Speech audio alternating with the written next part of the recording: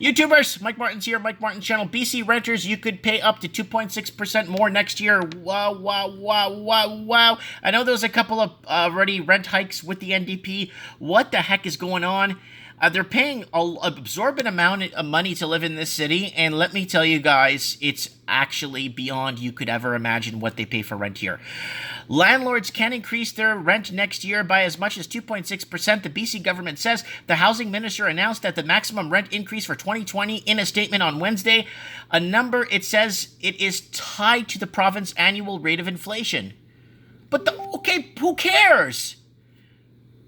Okay, I don't get it. It doesn't make any sense because inflation is not catching up to wages are not catching up to inflation. There's a huge delta. So, are wages going up? Why don't they issue increases in rent to what wages are instead of inflation?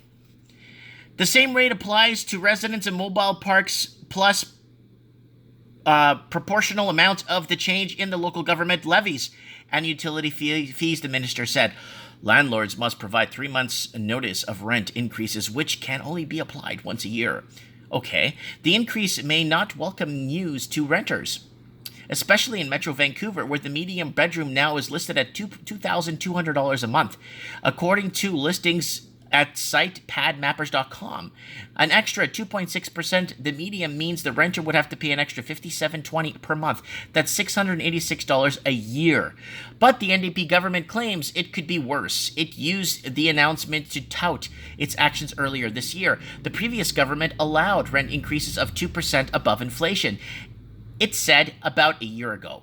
Premier John Horgan announced that as of January 1st, that the 2% would no longer be tacked on to the annual rate increase maximum.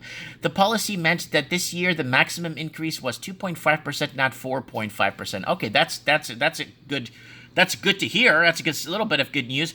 Across BC, the average rent is $1,250. So this is the benchmark across BC. According to the province, renters will save, sorry guys, I don't know why that's popping up. Renters will save up to $300 in 2020 because of this policy.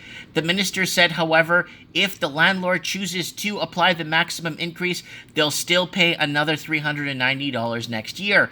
The executive director of BC Tenant Resources Advisory Center said that the statement that last year's reduction in the maximum allowable increases isn't enough, but it's a start. What?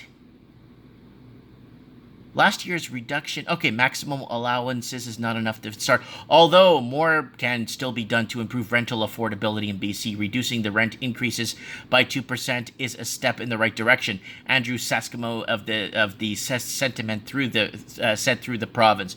The province says it's also working to protect renters to limit the evictions forced by rent evictions. So remember what happened with rent evictions with all these people leaving the state of California and moving east into Nevada and parts of Utah and Arizona?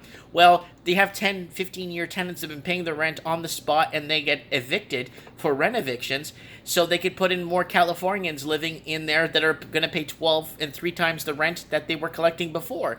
Because from a Californian perspective, paying $2,700 a month for rent for a one-bedroom in LA County or at Los Angeles, the city of Los Angeles, is a breath of fresh air, paying $1,200, but meanwhile they were actually charging $600 originally in Reno, Nevada, but now they're charging $12 to the new Californians moving in. The ministry said it's increased compensation for bad faith evictions, strengthened requirements for eviction notices. The residential tenancy branch is under new guidelines meant to assure the landlords evicting their tenants are completing repairs and actually require them to be vacant when there have been improvements made to program to help low-income seniors and families find rentals. Now, with the amount of seniors basically going into retirement, or retirees going into retirement with a mortgage and a huge amount of debt load, it's going to be really tough, especially with all these retirees and baby boomers needing assistance, it's going to be really tough. But why don't they just do what Portland, Oregon did? They passed a law where if you get rent evicted, your landlord has to pay for your moving costs and has to pay for your transportation of your furniture and a lot of things. Look into what they did in Portland, Oregon. It's really good. And that cut back on rent evictions quite a bit. A new compliance and enforcement unit is also created to investigate the illegal rent evictions and landlords trying to skirt the rules, hiking rents more than permitted. We want renters to feel secure in their homes and know their rights. And compliance unit ensuring the landlords understand that there will be serious consequences for deliberately not following their obligations. With the tenancy laws in the province, this unit's director, Scott McGregor, said. So guys, there's lots going on. The cost of living already in these cities completely bought up by foreign investing, and a lot of the locals cannot compete with the dirty money, with all the casino money being laundered and the $200 billion laundered through Canadian real estate. It's a mess out there. And with Bank of Canada not lowering rates, you're going to see a lot of people running to the banks to lower the rates to refinance their mortgages. So let's see what happens on the south of the border with Trump and what they do, and what happens with Australia. What are they going to do with rates? Are they going to hold? They're holding. It's the best thing to hold, and hopefully they could get the economy back on track. But people are not nearly making any enough wages to care. If they actually based the